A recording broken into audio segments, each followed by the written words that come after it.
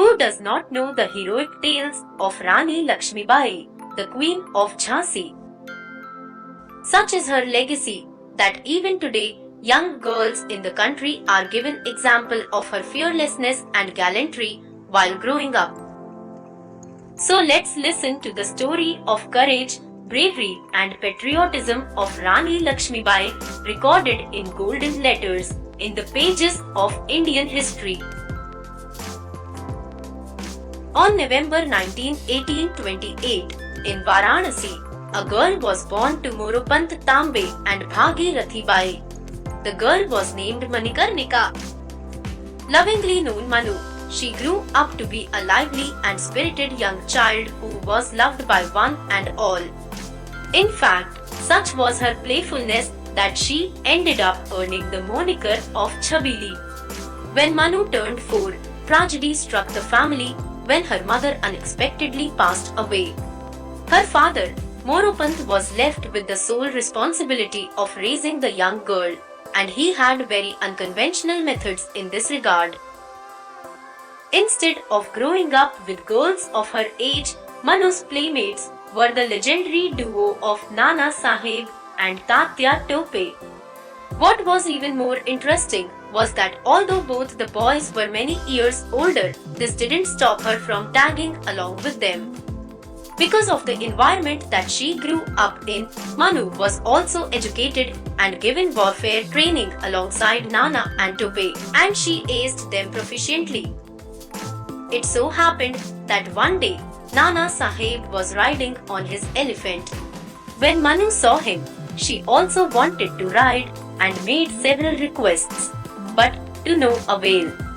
Whether he was teasing her or was being plain rude, no one knows, but his refusal to take Manu along was like a scar that left a lasting impact on her. A teary-eyed Manu then declared to Nana that one day she would have 10 elephants to every 1 elephant of his. This indeed came true in future when she became the Queen of Jhansi. In fact, she was only 7 when she came to the rescue of an 18-year-old Nana and saved his life. Nana had been waiting for Manu on his horseback when the animal went out of control. Not only was she able to bring the horse under control, she even managed to pull Nana to safety before the horse could trample over him. When Manu turned 14, she was betrothed to Gangadhar Rao, the Raja of Jhansi, and after their wedding, she took the name that would go down in the annals of Indian history, Rani Lakshmi Bai. In 1851, the couple had a baby boy who they named Damodar Rao, but unfortunately, the baby died when he was only 4 months old. Following the death of their infant son, the Raja and Lakshmibai adopted the son of Gangadhar Rao's cousin named Anand Rao. He was renamed Damodar Rao. This adoption was witnessed by a British political officer.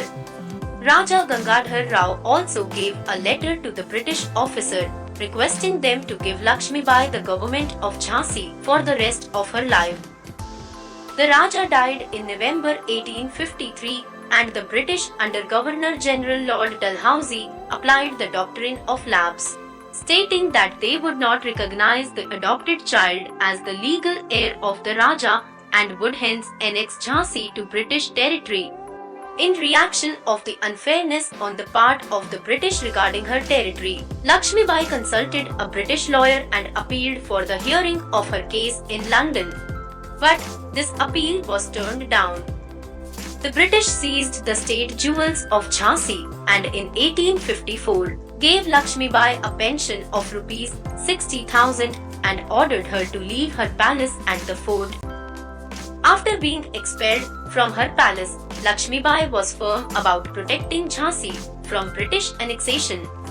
Lakshmibai began securing her position and formed an army of both men and women who were given military training in fighting a battle. In May 1857, Indian soldiers were livid when they found out that the cartridges supplied to them by the East India Company were being greased with pork and beef fat.